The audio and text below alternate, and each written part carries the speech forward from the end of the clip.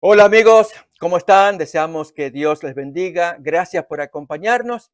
Y en esta ocasión vamos a continuar con el desarrollo del tema de este trimestre, alusiones, imágenes y símbolos, pero especialmente como trae el subtítulo, cómo estudiar la profecía bíblica. En esta ocasión nos toca un tema sumamente interesante, entendiendo el sacrificio, lección número 6. ¿Sí? Es un tema abarcante. ¿Qué significa el sacrificio? Pues vamos entonces a desarrollar el tema en sí, lo tenemos allí, entendiendo el sacrificio y conceptos que vamos a desarrollar.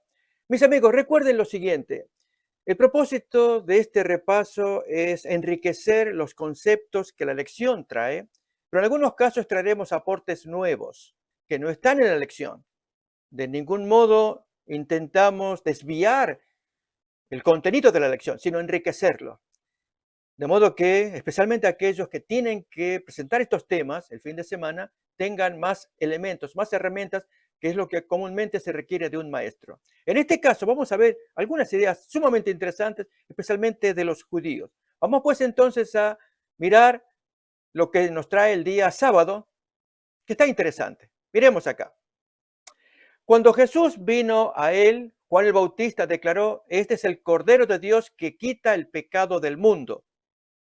Esa era una referencia inequívoca a los sacrificios que simbolizaban la muerte sustitutoria de Cristo en favor de la humanidad. Quiero decirles que esta es la primera vez que se pronuncian semejantes palabras. Este es el Cordero de Dios que quita el pecado. Este concepto los judíos no lo estaban manejando. Esto es que un ser humano, una persona, quitaría los pecados. Ellos concebían que el mismo sacrificio de un animal pues apaciguaría la ira de Dios. Pero aquí que Juan estaba trayendo la llave para entender los sacrificios del Antiguo Testamento. Miremos cómo sigue todavía más. El tema del sacrificio animal recorre toda la Biblia como un hilo escarlata y tiene un papel central en la gran escena del trono de Dios de Apocalipsis 4 y 5, especialmente el capítulo 5. Qué importante será este tema, que el punto focal de descripción de Apocalipsis 5, cuando aparece el que está sentado en el trono blandiendo un libro e invitando a que alguien se atreva a tomar el libro. Y Juan, el texto dice que llora porque no había nadie. Y Juan entendía que el libro contenía algo muy importante. Y allí aparece quién va a tomar el libro, el valiente, o como dice el texto, el digno de tomar el libro, pero aparece en forma de cordero. Así que vamos a repasar estos conceptos del cordero, de sacrificio, pero a la vez también mirar cómo recorre este concepto en la Biblia. Como tenemos allí un poquito más abajo, todavía seguimos leyendo, que dice, prefigurada por el sistema sacrificial del santuario terrenal, aquí se muestra un Dios dispuesto al sacrificio supremo, y todas las inteligencias del universo van a entender este tema del Cordero como sacrificio necesario para la salvación del hombre. Pero miren ustedes cómo arranca el siguiente día. Sacrificios inútiles. ¿Por qué el autor trata este tema? Bueno, el texto bíblico nos enseña que Dios rechazó los sacrificios por algún motivo. Voy a invitarles a que me acompañen a leer Isaías, el capítulo 1. Abrimos allí los textos. Quiero invitarles a que veamos desde el versículo 9 en adelante, Isaías 1, 9 al 15, una descripción de por qué Dios rechazaba los sacrificios. Si Jehová de los ejércitos no nos hubiese dejado un resto pequeño, como Sodoma fuéramos y semejantes a Gomorra. Príncipes de Sodoma, oíd la palabra de Jehová, escuchad la ley de nuestro Dios, pueblo de Gomorra. ¿Para qué me sirve, dice Jehová, la multitud de vuestros sacrificios? Hastiado estoy de holocaustos de carneros y de cebo de animales gordos. No quiero sangre de bueyes, ni de ovejas, ni de machos cabríos. Pregunto, amigos, mientras vamos escuchando en los textos, ¿es que Dios ya no quería más sacrificios? Si él había ordenado tal cosa como holocaustos, allí habla de animales gordos, sangre de bueyes, etcétera. ¿Dios se había cansado? No, no, no tiene que ver con eso, sino con la actitud humana carnal, pecaminosa de aquel que ofrece tal sacrificio. Lo seguiremos viendo en los textos que siguen a continuación y otros más que vamos a compartir. Dice más, ¿quién demanda esto de vuestras manos cuando venís a presentaros delante de mí para pisotear mis atrios? Mientras que el judío iba para servir a Dios según los mandatos de los sacrificios rituales, Dios entiende que están pisoteando, ensuciando sus atrios por su conducta pecaminosa. Dice más, no me traigáis más vana ofrenda, el incienso me es abominación.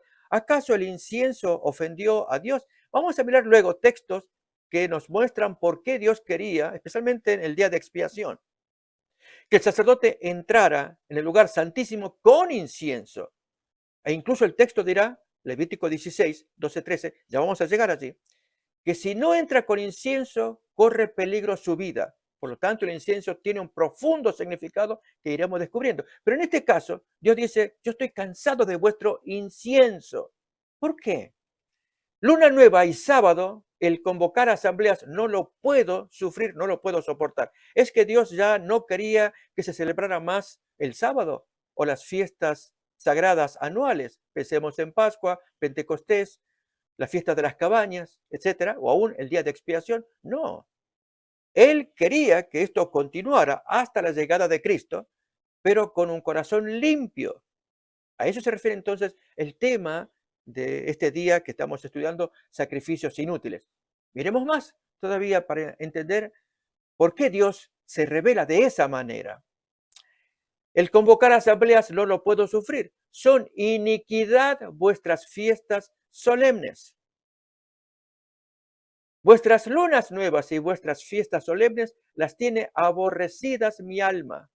Me son gravosas, cansado estoy de soportarlas. Es interesante ver que en esta descripción que Dios presenta de los pecados que caracterizan al pueblo, algunos padres de la iglesia, entre ellos Justino, en su libro Diálogo con Trifón, él hace una interpretación negativa, tomando estos mismos textos, afirmando que Dios jamás quiso sacrificios porque ahí está revelado, que yo estoy cansado, no los quiero.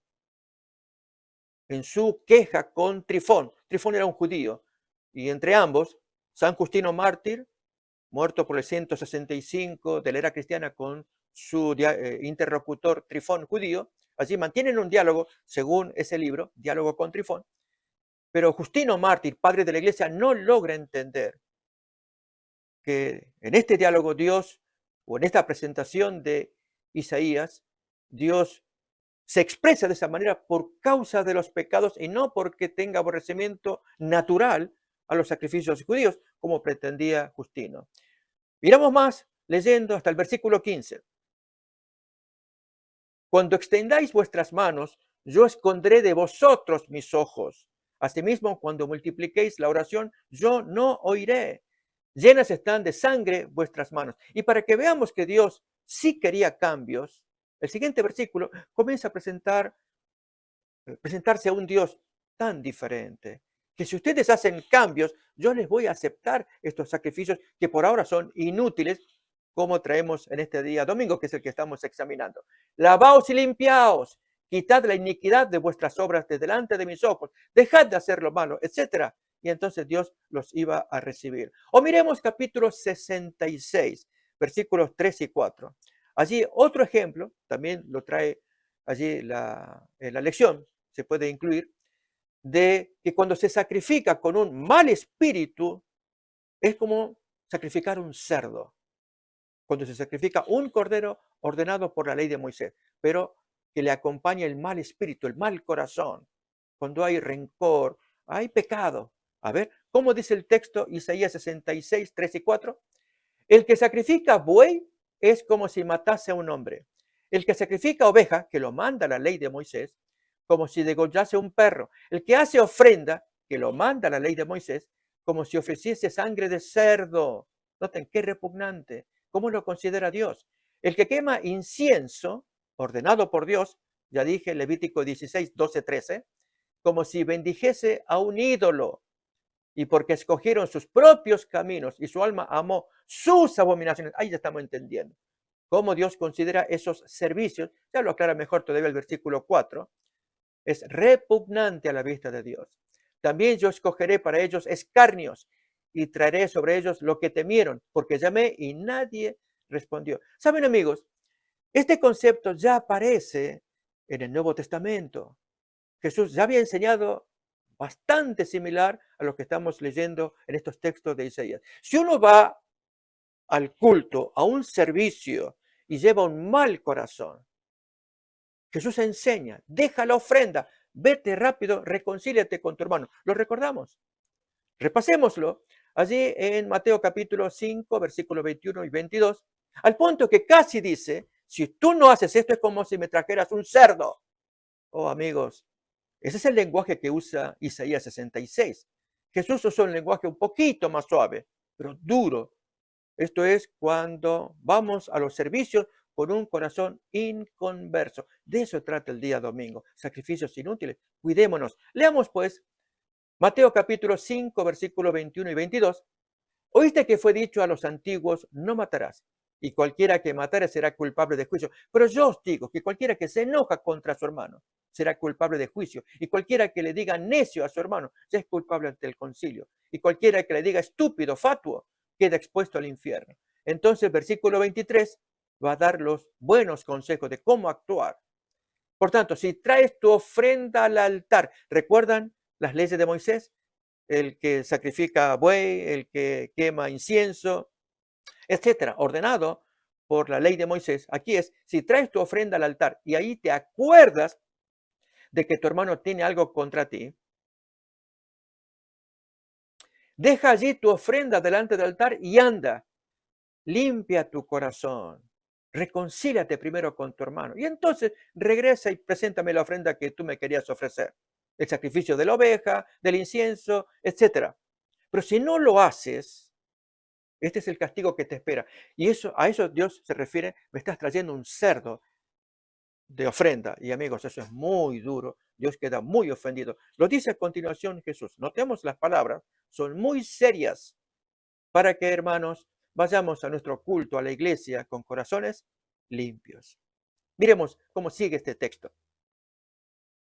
Ponte de acuerdo con tu adversario pronto, entre tanto que estás con él en el camino, mientras ustedes están vivos y pueden acceder a encontrarse y reconciliarse. No sea que el adversario te entregue al juez, en caso que tú no hayas querido reconciliarte con él, el juez te entrega al alguacil y ahí seas echado en la cárcel. Yo te digo, de cierto te digo que no saldrás de allí hasta que me pagues el último centavo. Ahí te vas a morir, para no usar otra expresión que ustedes ya imaginan que puede ser, ¿sí? A eso equivale que me trajiste un cerdo y lo vas a pagar. Tal vez usted me diga, usted disculpe, se vino un poquito pesado, de mal humor. No, amigo, estamos intentando leer los textos. Dios quiere corazones limpios, especialmente de la gente religiosa, que van a la iglesia, a los servicios. ¿Por qué? ¿Cuánta gente habla de hipocresía? Yo no quiero ir más a esa iglesia porque son todos hipócritas, etcétera.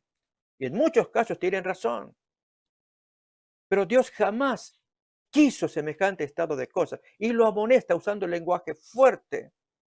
Bien, así como estos textos, miremos algunos otros más del Antiguo Testamento, como por ejemplo Jeremías capítulo 6, versículo 20, por dar un ejemplo, de los varios, hay bastantes textos, de cómo el creyente puede ir a la iglesia en mala condición. ¿Para qué a mí este incienso de Sabá y la buena caña olorosa de tierra lejana? Vuestros holocaustos no son aceptables, ni vuestros sacrificios me agradan. O por ejemplo, Proverbios capítulo 15, versículo 8, es otro ejemplo que muestra el desagrado de Dios cuando se hacen los servicios religiosos con un mal corazón. El sacrificio de los impíos es abominación a Jehová, mas la oración de los rectos es su gozo. O Jeremías 14, versículo 12 al 14, hablen los mismos términos también. Cuando ayunen, yo no oiré su clamor.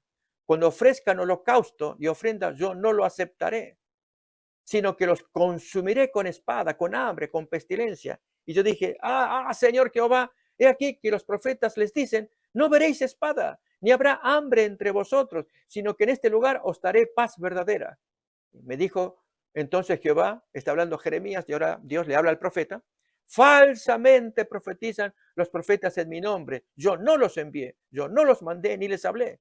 Visión mentirosa, adivinación y vanidad y engaño de su corazón ellos profetizan.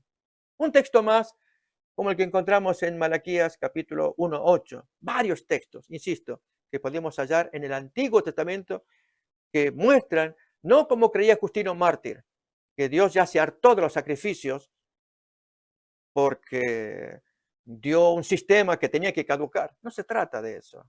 Es otro tema que vamos a considerar respecto de la interpretación de los sacrificios del Antiguo Testamento a la luz del Nuevo y cómo una doctrina que se llama dispensacionalismo cortó la paridad, la equivalencia o tipología para decir que esto es insuficiente, no funcionó. La salvación por medio de esa dispensación de la ley de Moisés, no funcionó. Ahora viene la otra dispensación de la gracia con Cristo, esa sí funciona. No, amigo, no se trata sino de que hay una continuidad en los sacrificios de Jesús como cumplimiento de un modelo que Dios ya había revelado, un modelo bueno. Ya lo miraremos eso también. Pero antes, avanzamos con este otro texto más que cité para que tengamos un panorama más claro de por qué Dios rechazaba estos sacrificios. Cuando ofrecéis el animal ciego para el sacrificio, ¿no es malo? Asimismo, cuando ofrecéis el cojo o el enfermo, ¿no es malo? Preséntelo pues a tu príncipe. ¿Acaso se agradará de ti o le serás acepto? Saben, amigos, me permiten que dé un ejemplo. A veces hacemos esto nosotros en nuestra iglesia. Puede pasar allí el canasto, la bolsita para recoger la ofrenda. ¿Y qué ocurre? Sacamos el billete y entregamos el billete más viejo, el más roto. Acá ya, este no me sirve. Sí, okay. Ahí va la ofrenda. Ahí va. ¿eh? ¿Recordamos lo que el texto dice? ¿Cómo uno puede ofrecer un animal ciego? Hazlo a tu príncipe para el sacrificio, no es malo. O cuando ofrecéis el cojo o el enfermo, ¿acaso no es malo? ¿Por qué Dios amó el sacrificio de Abel? Él presentó lo más gordo entre sus animales, lo mejor que tenía para Jehová. Ya miraremos ese concepto también. Pero vamos ahora a continuación a mirar textos más positivos, como el que la lección trae también, como el Salmo 51:17. Está bonito allí. Isaías 56 también habla del extranjero. Y si se hace de buen corazón, Dios lo va a aceptar. Tenemos Salmo 51:17. Los sacrificios de Dios son el espíritu quebrantado. Al corazón contrito y humillado no despreciarás tú, oh Dios. Notamos, Dios está mirando el corazón. Y luego de ello ya podremos entregar la ofrenda o el sacrificio o lo que se requiera ofrecer allí en el servicio a Dios. Pero Dios mira primeramente el corazón. O Isaías 56, que también trae la lección, versículos 6 y 7. Hay esperanza para aquel que se acerca a Dios, pero tiene que hacerlo con un corazón dispuesto a ser moldeado por Dios. Y a los hijos de los extranjeros que sigan a Jehová para servirle y que amen el nombre de Jehová para ser sus siervos. A todos los que guarden el día de reposo o sábado para no profanarlo y abracen mi pacto, yo los llevaré a mi santo monte y los recrearé en mi casa de oración. Amigos, dijimos que el sacrificio de Abraham y el de Caín también. Avanzamos repasando la lección, ahí la podemos mirar. Nos traen dos textos, el de Génesis capítulo 4, versículos del 3 al 7, que vamos a leer ahora, comparado con el de Hebreos 11:4. Miremos primeramente el de Hebreos 11:4, que nos trae allí ese texto. Cómo Abel fue justificado. Por la fe Abel ofreció a Dios más excelente sacrificio que Caín, por lo cual alcanzó testimonio de que era justo, dando Dios testimonio de sus ofrendas y muerto aún habla por ella o a favor de ella. Pero en el caso de Caín, Génesis 4, versículos 3 al 7, que ahí lo tenemos para mirar, hay un detalle para tomar en cuenta allí. Interesante, por cierto. Génesis 4, versículos 3 al 7 describe el sacrificio de ambos hermanos. Y aconteció, andando el tiempo, que Caín trajo del fruto de la tierra una ofrenda a Jehová. Y Abel trajo también de los primogénitos de sus ovejas, de lo más gordo de ellas. Y miró Jehová con agrado a Abel y a su ofrenda, pero no miró con agrado a Caín y a la ofrenda suya. ¿Será porque Caín trajo una ofrenda maltrecha de la tierra? Esto es, si trajo uvas, frutas o verduras, lo que fuera, los trajo marchitos, ah, secos, semipodridos. No, no se trata de eso. Pudo haber traído lo mejor del fruto de la tierra, pero él hacía lo que quería. Dios no había pedido ese tipo de sacrificio. El sacrificio que estaba pidiendo desde sus padres. Ya nos lo dice Génesis capítulo 5, 19, cómo Dios vistió con pieles de animales a sus padres, a Adán y Eva. Hubo que haber sacrificado animales allí. Esto es, Adán y Eva haber infligido una herida mortal al cordero, carnero o animal de sacrificio, y de allí Dios tomó las pieles y los vistió.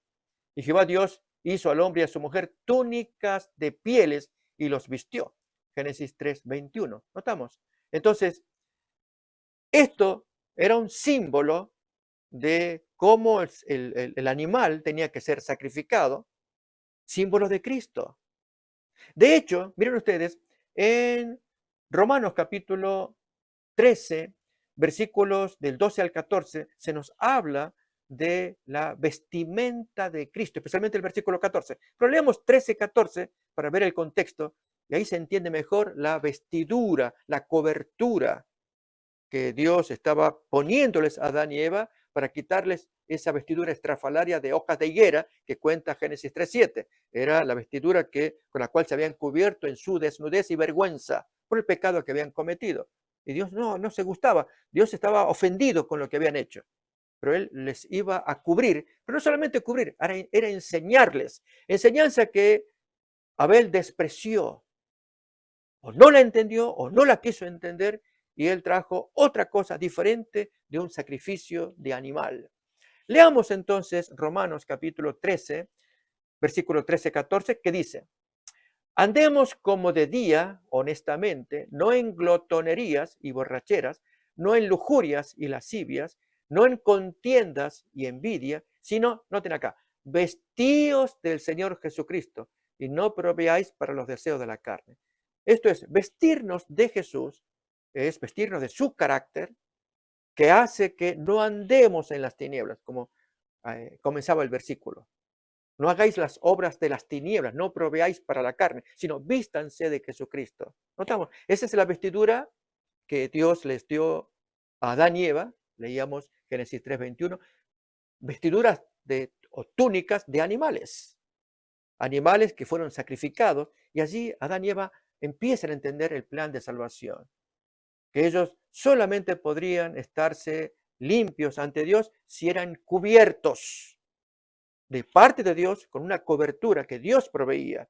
En este caso fue cobertura literal, piel de animal, para quitar la ropa estrafalaria de las hojas de higuera, pero también era un mensaje espiritual, era simbólico, representaba la gran semilla que vendría con el tiempo al dar el golpe mortal en la cabeza al enemigo, como cuenta también Génesis capítulo 3, 16. Pero vamos ahora a mirar el diálogo con Caín. Esta es la parte que nos interesa. Habíamos leído Génesis capítulo 4, miramos versículo 3 y avanzamos para ver cómo Caín, él se molesta porque Dios le rechaza su ofrenda.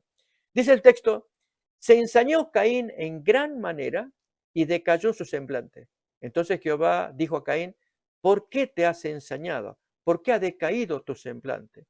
Si bien hicieres, no serás enaltecido. Pero si no hicieres bien, noten cómo Dios le advierte. El pecado, cual un león agazapado, agrego yo, el pecado está a la puerta, acechando. Y con todo esto, a ti será su deseo. Te busca como presa, pero tú te enseñorearás de él. ¿Qué mensaje? Un mensaje de esperanza. El pecado anda detrás de ti. Cuídate. Si tú haces bien, vas a ser enaltecido. Si haces mal, si no quieres andar en el bien, el pecado te anda acechando. Y a pesar de la advertencia, noten, el texto nos va a decir que poco después él decidió matar a su hermano Abel. No sirvió la advertencia del Señor. Ahora, amigos, podemos comparar ambas ofrendas. La de Caín entrega lo mejor que tiene, que eran sus animales gordos. Y con ello entendió que Dios quería el sacrificio que representaba, como dijo Juan Bautista siglos después, este es el Cordero de Dios que quita el pecado. Y que esto era un símbolo, una prefiguración. Pero Caín quería hacer su voluntad. Ahí recordemos el texto con el cual se introduce la lección de esta semana. Ahora, hay aquí algunos puntos interesantes que la lección trae también. Vamos a leerlo. Cuando dice, sus sacrificios estaban centrados en sí mismos, igual que los de Caín. No reflejaban una actitud de entrega y sumisión a Dios. Hagámonos, amigos, el mea culpa. Pongamos la mano en el corazón. ¿Cómo estamos sirviendo a Dios? Dios quiere eso. Eso trata la lección. Pero vamos a descubrir algo interesante y es planteos distintos con respecto al mismo sacrificio. Vamos a ver para ello, la lección nos habla en el día siguiente, lunes, sangre de toros y de machos cabríos. ¿Sí?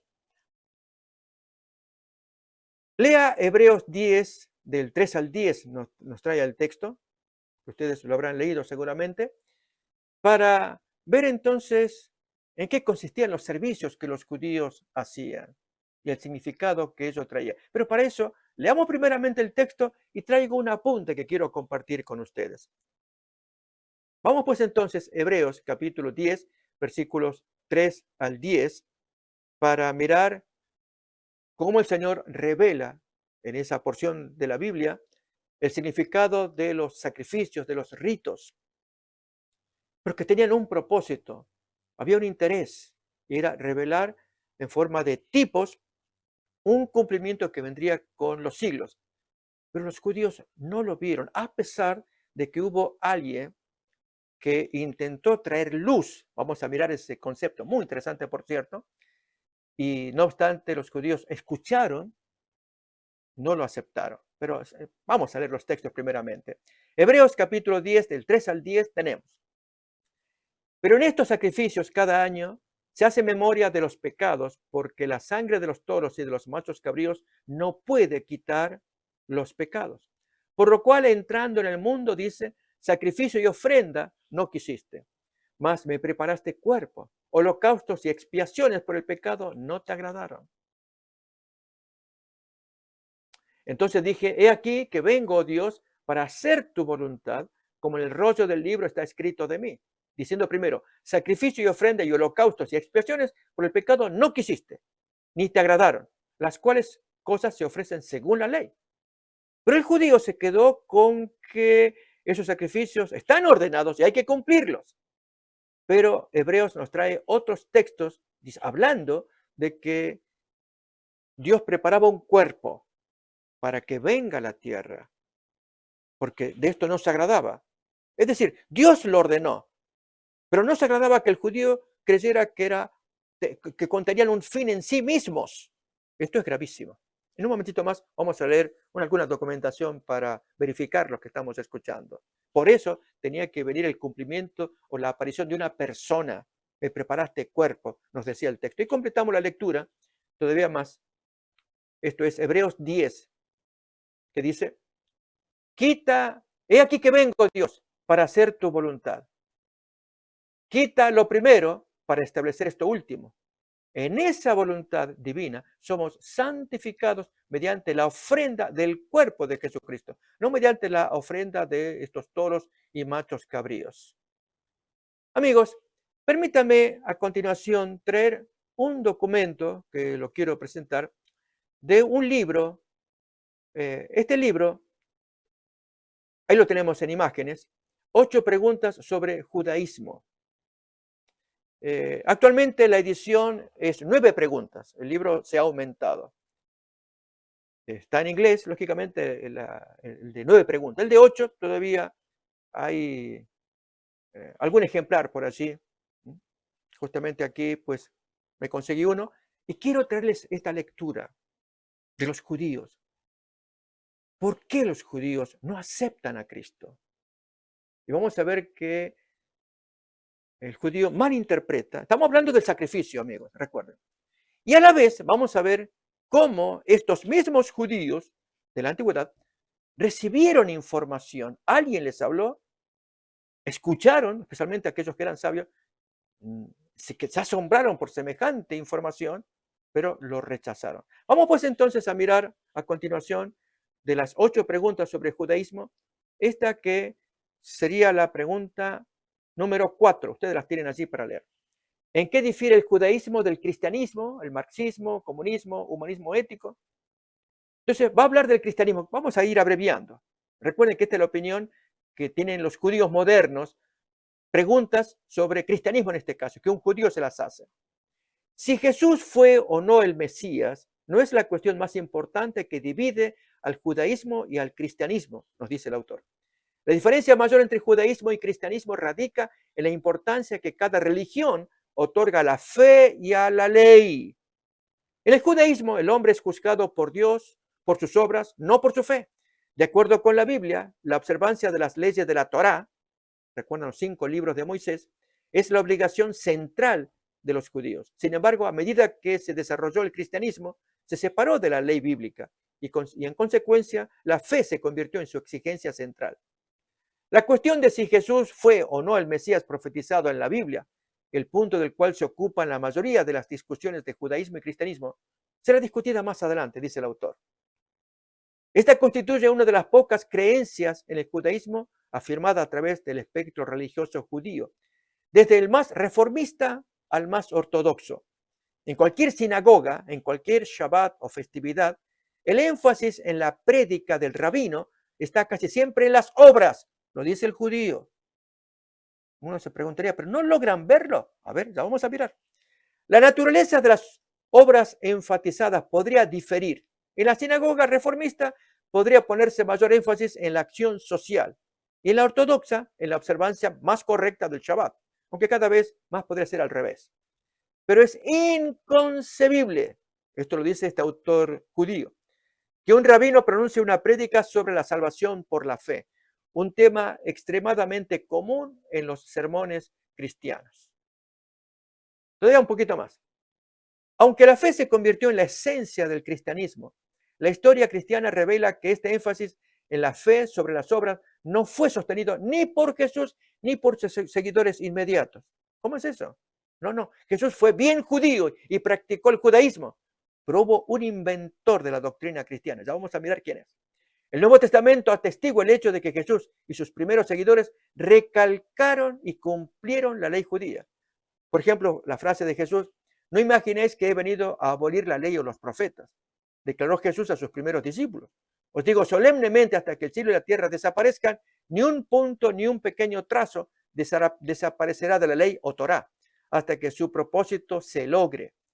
Jesús concluyó entonces su mensaje con una advertencia, decía allí el autor, que voy todavía bien severa la advertencia, que dice: concluyó entonces su mensaje con una advertencia contra cualquiera que violara la ley judía, cuando él dijo: por tanto, el hombre que infrinja aún el menor de estos mandamientos y enseñe a otros a hacer lo mismo, será considerado el más pequeño en el reino de los cielos. Pero el hombre que los cumpla, estos mandamientos, y los enseñe, este será considerado grande en el reino de los cielos. Notan, Jesús fue bien judío, pero ¿qué pasó? ¿Quién es el que cambió y que produjo un switch, un cambio entre judaísmo y cristianismo? Miren todavía más, el autor nos va a dar ejemplos de textos bíblicos como Hechos capítulo 2, 46, 3, 1, que dice que los discípulos oraban regularmente en el templo. Hechos 10, 14, que se registra la escrupulosa observancia de Pedro del kashrut, esto es las leyes dietéticas judías, leyes de alimentación.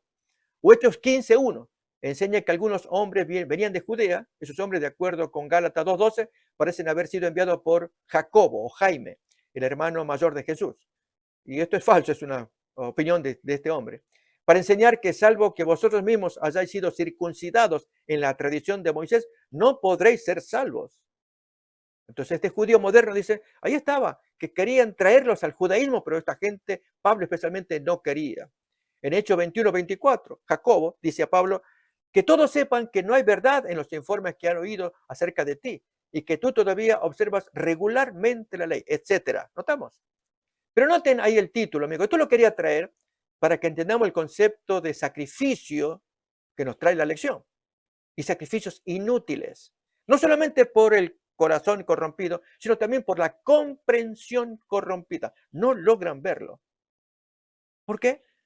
Creen que la ideología cristiana la inventó, no Jesús, no. Él fue buen judío, un reformador. Aún más, él ni tenía conciencia mesiánica. ¿Cómo es eso? ¿Cómo que no la tenía? Claro, si el hombre hizo tan buena reforma que lo mataron porque quiso hacer el bien, pero en cambio Pablo es el inventor que, siendo un genio judío, toma a este Cristo muerto y él lo hace resucitar, lo hace irse al cielo y presenta una doctrina absolutamente nueva donde deja de lado todos los sacrificios del Antiguo Testamento y los centra en una persona que ya está muerta, pero que él lo hizo resucitar. Y a partir de ahí, todo el mundo gira su cabeza y mira a este ser humano que fue bueno en su época, pero murió porque no pudo alcanzar sus objetivos. ¿Saben que esta ideología rara la propuso alguien, Albert Schweitzer? Fue famoso premio Nobel, filántropo, músico, doctor, una persona muy agradable como ser humano. Pero él publicó algunos libros, uno de ellos, El secreto mesiánico. Jesús no estaba seguro de que si iba a ser el Mesías. Cuando le dice a sus amigos en la resurrección de la niña, la hija de Jairo, ¿se acuerdan? Marcos 5, allí le dice, ustedes no digan a nadie esto, no digan a nadie. Y a los padres les dice, porque no estaba seguro. Y entonces el judío dice que hizo unos trucos allí, para colmo que venía de Egipto, de niño, él fue traído, recuerden, llevado a Egipto, luego volvió, ella aprendió las artes mágicas de brujería en Egipto, eso dice el Talmud. Amigos, wow, uno se queda choqueado, tanto es el rechazo. Bueno, leamos entonces, aquí tenemos a Albert Schweitzer, este señor, insisto, bella persona como ser humano, pero él fue uno de los que propaló la idea de la falta de conciencia mesiánica en Jesús. Jesús fue un muy buen ser humano, usó una expresión, la rueda, él empujaba una rueda y la rueda del mundo lo aplastó. Murió tristemente, sin pena ni gloria, en la cruz. Pero el genio de todo esto fue Pablo de Tarso, quien lo sacó de la tumba y allí ideó toda la teología. A ver, leamos, amigos, este es el pensamiento moderno judío acerca del Nuevo Testamento. El formulador de esta nueva ideología fue Pablo de Tarso, quien teorizó como sigue. Todas las leyes de la Torá deben ser observadas, por consiguiente, quebrar una de ellas lo hace maldito. Esto aparece en Gálatas 3:10. Sin embargo, el hombre, siendo imperfecto, inevitablemente violará por lo menos una ley. Cito otra vez Gálatas. Podíamos haber sido justificados por la ley si la ley que nos dieron hubiera sido capaz de dar vida, pero no lo da. ¿Cómo que no da vida? Dirá un judío. Sí, en Levítico 18:5 dice, el hombre que cumple estas cosas vivirá por ellas. Pablo, ¿qué estás diciendo? ¿Notan? Amigos, yo animaría a quienes están oyendo que hiciéramos estudios profundos de la palabra de Dios. Y animo a que consigamos material, pero seamos suficientemente maduros, no sea que por leer material pesado nos lleguemos a confundir y a dudar de la fe que tenemos o abandonarla en algunos casos. No, esto es provocativo para que uno estudie, escarbe. Cuánta bella teología podemos encontrar en la palabra de Dios, especialmente en los escritos de Pablo. Ya Pedro había dicho que lo que él escribiera era complicado, que indoctos tuercen para su perdición, pero Pablo sabía lo que decía. Y el judío moderno, esta gente que mencioné de este libro, 8 preguntas sobre el judaísmo, ellos escarban los escritos de Pablo para afirmar cosas como lo que vamos a seguir leyendo un poquito más para entender más este punto. Leemos un poco más todavía, que dice, La Escritura no hace excepciones cuando dice que el pecado es amo en todas las partes. Por lo tanto, el hombre es maldito por la ley. Quienes confían en el mantenimiento de la ley están bajo maldición. Y el hombre debe ser redimido de la ley, una redención que puede venir solamente por creer en Jesús. Cristo nos redimió de la maldición de la ley, Gálatas 3. Concluimos que un hombre es aceptado por Dios solamente por medio de la fe y no haciendo lo que la ley ordena. ¿Notamos? Amigos, basta ya con este tema de los judíos. Hay más para observar, pero suficiente con esto. Pero sí le quiero traer algo. Hubo alguien que trajo información de la Biblia que relaciona los sacrificios, es el tema de esta semana, con una persona antes de Juan Bautista. Quiero juntos que compartamos esta lectura que les voy a proponer, que lo tenemos allí. Jesús desafiando la tradición de los ancianos. El maestro, pues, se caracterizó por ello. Pero miren esta historia que tengo para ustedes. Entre Hillel y Shammai, estos fueron dos teólogos los más grandes que el judaísmo tiene, anteriores a Jesús, ahí está la fecha. La actividad de ambos está en el año 30, más o menos. El hombre vivió entre 70 a 80 años, hasta el año 10 aproximadamente, no se sabe la fecha cierta. Y Shammai tuvo actividad durante el primer siglo antes de Cristo, ¿sí? Y los dos fueron ardientes opositores en su planteo, en su estudio de la Torá, de la Biblia. Y entonces les comparto este artículo. Hillel, llamado Hillel el Anciano, o más conocido como Hillel el Sabio, ahí tenemos la fecha aproximada de su vida, fue un eminente rabino y maestro judío, el primer erudito que sistematizó la interpretación de la Torá escrita. Torá son los 5 primeros libros de Moisés. Nació, según el Talmud, en Babilonia. Recibió su avanzada formación en Jerusalén, donde se convirtió en una autoridad sobre la ley judía, por lo que fue elegido jefe de su consejo religioso. El énfasis de Hillel era el cumplimiento de las normas éticas, la piedad personal, la humildad y la preocupación por los demás. Fue precursor de ciertas enseñanzas morales del cristianismo y aún del islam. Cuando uno de sus estudiantes le pidió cómo resumir todos los contenidos de la Torá, Hillel respondió: no hagas a tu prójimo lo que no quieres que te hagan a ti.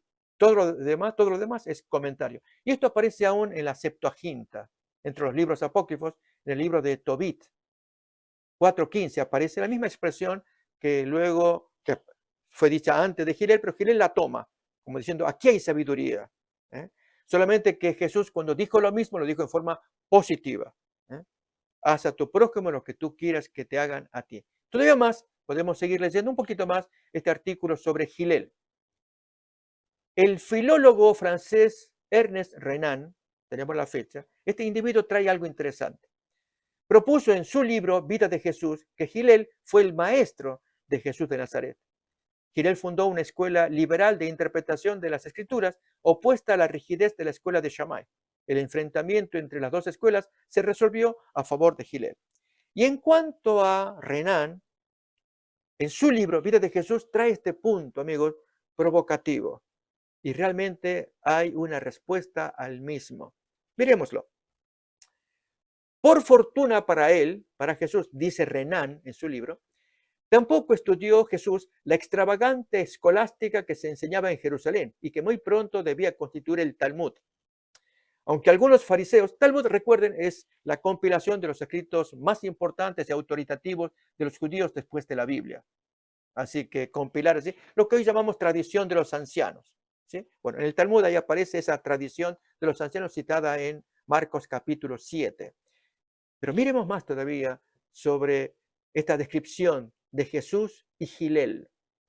Aunque algunos fariseos la habían introducido ya en Galilea, Jesús no los frecuentó y cuando más tarde conoció aquella necia casuística, no le inspiró sino repugnancia. Interesante la opinión de Renan hacia Jesús.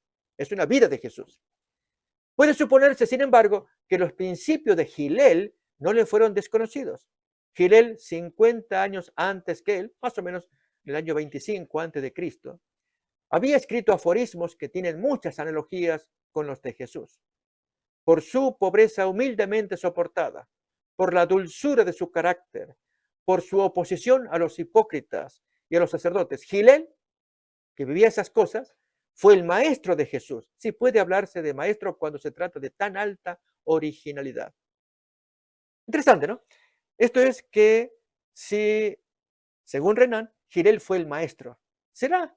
No, la Biblia me dice otra cosa.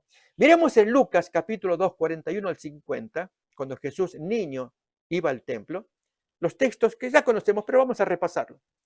Iban sus padres todos los años a Jerusalén en la fiesta de la Pascua, y cuando tuvo 12 años, subieron a Jerusalén conforme a la costumbre de la fiesta.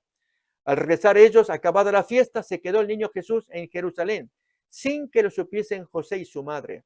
Y pensando que estaba entre la compañía, anduvieron camino de un día y le buscaban entre los parientes y los conocidos.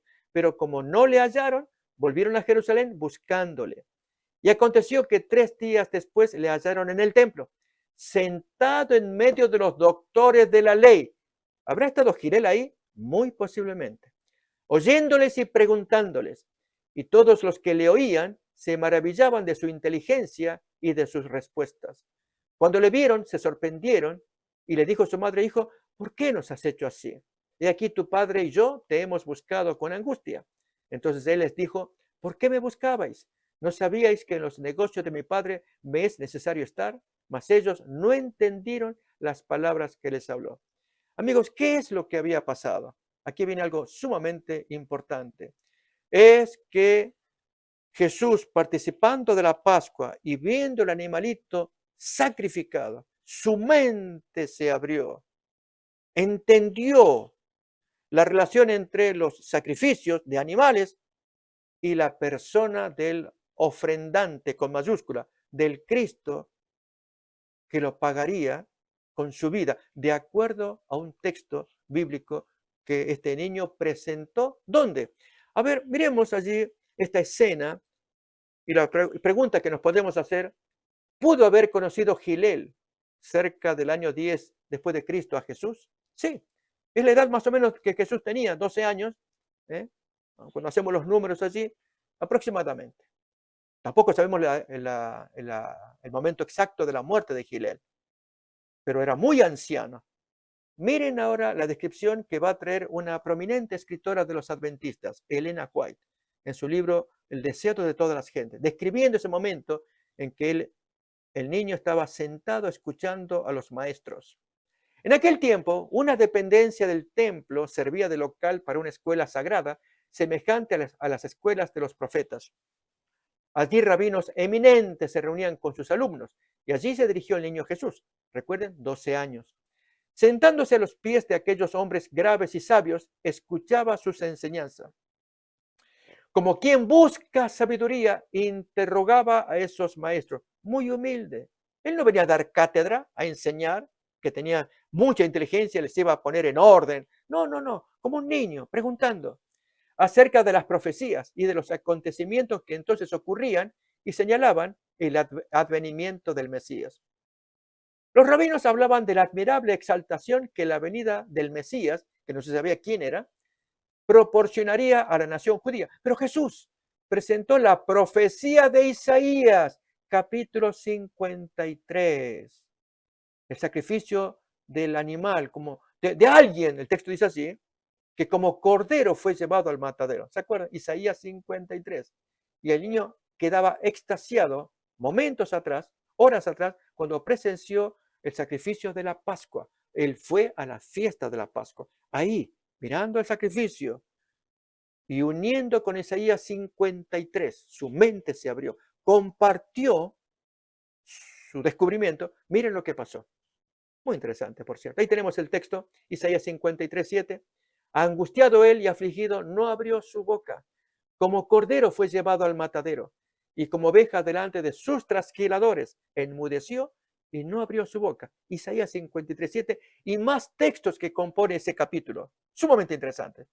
Pero mientras Jesús traía información, dialogaba, a ver qué pasó con esos sabios del recinto del templo. subrayado, pero Jesús presentó la profecía de Isaías y les preguntó qué significaban aquellos textos que señalaban los sufrimientos y la muerte del Cordero de Dios. Los doctores le dirigieron preguntas. A ver, niño, ¿y tú qué opinas? Que tú nos traes la pregunta, ¿qué opinas? Y quedaron asombrados al oír sus respuestas. Jesús entendió el plan de salvación allí a sus 12 años. Con la humildad de un niño, repitió las palabras de la Escritura, dándoles una profundidad de significado que los sabios no habían concebido. De haber seguido los trazos de la verdad que Jesús estaba señalando, habrían realizado una reforma en la religión de su tiempo. Logramos ver, amigos, qué interesante. ¿Qué significa esto? Ya Jesús había traído en esa corta edad la llave que luego Juan Bautista, por inspiración de Dios, mencionó en voz alta: he aquí el Cordero de Dios que quita el pecado del mundo. Amigos, de eso trata la lección, el sacrificio. Pero ahora hablemos un poco más del sacrificio como ritos que implican tipos, una instrucción para el futuro, y que estos judíos modernos no logran ver. Creen que el rito en sí tiene valor en sí mismo, como que Dios se apacigua, se calma cuando antiguamente se le mataba un animal. De hecho, ellos desarrollan una teología que dicen, ya está dicho en el libro de Miqueas, que en el futuro el hombre agradaría a Dios con arrepentimiento, teshuvá. Y con eso, haciendo el arrepentimiento y varios pasos más, el hombre entra en armonía con Dios cuando ha violado la ley, porque es inevitable. El ser humano viola la ley. Pero no aparece ya el concepto de sacrificio porque los sacrificios judíos fueron ya terminados, abolidos, cuando se destruyó el templo en el año 70, y no hay más sucesión, no hay más práctica. En tanto que los cristianos, amigos, miramos los mismos sacrificios que los judíos contemplan, pero obtienen significado fresco a través de qué? De la tipología. Les invito a que miremos Hebreos capítulo 8, versículos 1 en adelante, para entender cómo Pablo enseña este concepto de que los sacrificios del Antiguo Testamento tienen fresco significado como tipo en el Nuevo Testamento. Hebreos capítulo 8, versículos 1 en adelante, leemos así. Ahora bien, el punto principal de lo que venimos diciendo es que tenemos tal sumo sacerdote, el cual se sentó a la diestra del trono de la majestad en los cielos, ministro del santuario y de aquel verdadero tabernáculo que levantó el Señor y no el hombre. Porque todo sumo sacerdote está constituido para presentar ofrendas y sacrificios, por lo cual es necesario que también ésta tenga algo que ofrecer. Así que si estuviese sobre la tierra, ni siquiera sería sacerdote, habiendo aún sacerdotes que presentan las ofrendas según la ley. Los cuales, y aquí viene la parte, mis amigos, tan interesante, y es cómo uno es modelo del otro. Los cuales, hablando de los sacerdotes antiguos, sirven a lo que es figura y sombra de las cosas celestiales, como se le advirtió a Moisés cuando iba a erigir el tabernáculo, diciéndole: mira, haz todas las cosas conforme al modelo que se te ha mostrado en el monte. ¿Qué significa esto, mis amigos? La palabra modelo allí, en el idioma original griego, es tipo. Tipo y modelo son sinónimos. Se le estaba mostrando un modelo, el santuario del cielo, con todo lo que ello contenía. Los lugares de los departamentos, lugar santo, lugar santísimo. Se le mostraban los instrumentos que lo acompañaban, la mesa con los panes de la proposición, el altar del incienso. Se mostraba también adentro, en el otro mueble, el arca de los 10 mandamientos con el propiciatorio o tapa. Así que 2 departamentos, uno compuesto, la mesa, las lámparas o menorá, el altar de incienso, y afuera el atrio, donde había otros 2 muebles también, el altar de los sacrificios y el lavatorio. Todo esto lo vio en visión Moisés. Además de esto, la visión también de las ropas sacerdotales y de los oficiantes o sacerdotes. Pero todo era un modelo que él tenía que escribir conforme a las cosas celestiales, nos dirá el texto. Un modelo que tiene su cumplimiento luego en el Nuevo Testamento, y cada parte de ese mobiliario y de ese servicio de quienes actúan allí, sacerdotes, todo se cumple en la persona de Cristo y su santuario del cielo. Aquí tenemos algunas imágenes como para refrescar lo que estamos escuchando. Amigos, este tema se torna tan interesante al ver que hay una continuidad entre los servicios del Antiguo Testamento y el Nuevo Testamento. Y en consecuencia, el antiguo Israel que practicaba estas cosas, luego llegaría a su maduración rechazando a Jesús, y Dios tomaría a quienes sigan a Jesús como el nuevo Israel. Lo dice Mateo 21:43. Allí el Señor es muy claro al decir que Dios ahora rechaza al pueblo judío y entrega el reino de Dios a la iglesia para que produzca los frutos que Dios espera, que esperaba siempre de su pueblo. Por tanto, os digo que el reino de Dios será quitado de vosotros, judíos, y será dado a gente que produzca los frutos de él. Y a esta nueva gente se le va a llamar Israel, Israel espiritual. Amigos, no hay dos Israel, el Israel espiritual y el otro Israel carnal que está construyendo el tercer templo. Y allí viene otro tema también que podríamos mencionar, que yo mencioné al comienzo, la dispensación. Este sistema de creencia erróneo que marca dispensaciones, y una de ellas fue la de Moisés con su ley, que no funcionó. Los sacrificios, los servicios fueron limitados, insuficientes, pero ahora viene la dispensación de la gracia, con Cristo está más completo, produciendo una ruptura. No, amigos, aquí no hay ruptura, hay una continuidad, hay una relación tipológica de modelo, de una maqueta más pequeña y una construcción más completa, perfecta, como es todo lo relativo al santuario, los servicios, sacrificios y al sacerdote, Cristo, con todo lo que ello implica. Oh, amigos, la lección de esta semana es sumamente fascinante, no la podemos abordar aquí plenamente en este tiempo de repaso, pero yo les animo que ustedes puedan estudiar a fondo los temas que trae la lección para esta semana, y especialmente que podamos infundir a nuestros amigos, alumnos, gente que nos rodea, que Dios dio todo este diseño de los sacrificios, que fue el tema de esta semana, para que viéramos a Jesús, que Él es el cumplimiento de todo lo que está acá. Muebles, santuarios, sacerdotes, víctima, etcétera. Jesús es el cumplimiento y a Él podemos ir para recibir la total aceptación y perdón por nuestros pecados. Ojalá Dios nos guíe estos días para que estudiemos más a fondo y demos un buen tema este fin de semana en el estudio de la palabra de Dios. Así, amigos, nos despedimos deseando que Dios los bendiga y nos miraremos en el siguiente encuentro.